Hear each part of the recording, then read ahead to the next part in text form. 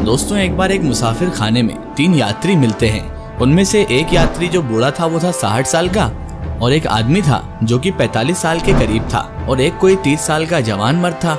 अचानक ही तीनों मुसाफिर आपस में बातचीत करने लग गए।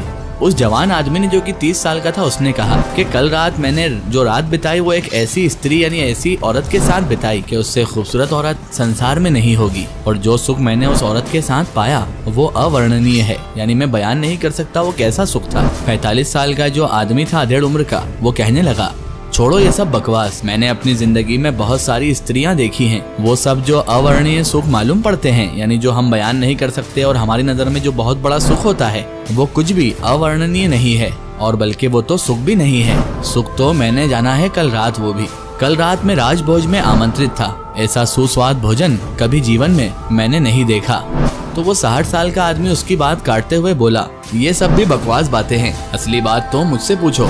आज सुबह मुझे ऐसा दस्त हुआ, पेट इतना ज्यादा साफ हो गया कि ऐसा आनंद मैंने कभी नहीं जाना था, और अवर्णनीय है। दोस्तों, कहानी का निष्कर्ष ये है कि संसार के सभी सुख ऐसे ही हैं जो उम्र के साथ बदलते जाते हैं। 30 साल की उम्र में काम वासना बड़ा सुख देती मालूम होती है, 45 साल की उम्र में भोजन ज्यादा सुख देता हुआ मालूम होता है, और जब 60 साल का इंसान आखिरी दहान पे पहुंच जाता है तो उसके लिए तो पेट साफ होना ही एक बहुत बड़ा सुख हो जाता है। इसीलिए अक्सर 40-45 के पास की उम्र के लोग मोटे होने लगते हैं। 60 साल के करीब भोजन में कोई रस नहीं रह जाता, सिर्फ पेट ठीक से साफ हो जाए तो जो समाधि सुख मिलता है वो किसी और चीज में नहीं मिलता। दोस्तों, संसार के सुख सारे ही ऐसे ही हैं, और इन सुखों के लिए हमने कितने जीवन गंवाए हैं, और ये मिल भी जाते हैं तो भी कुछ नहीं मिलता। आपकी इस बारे में क्या राय है, कमेंट में जरूर बताएं।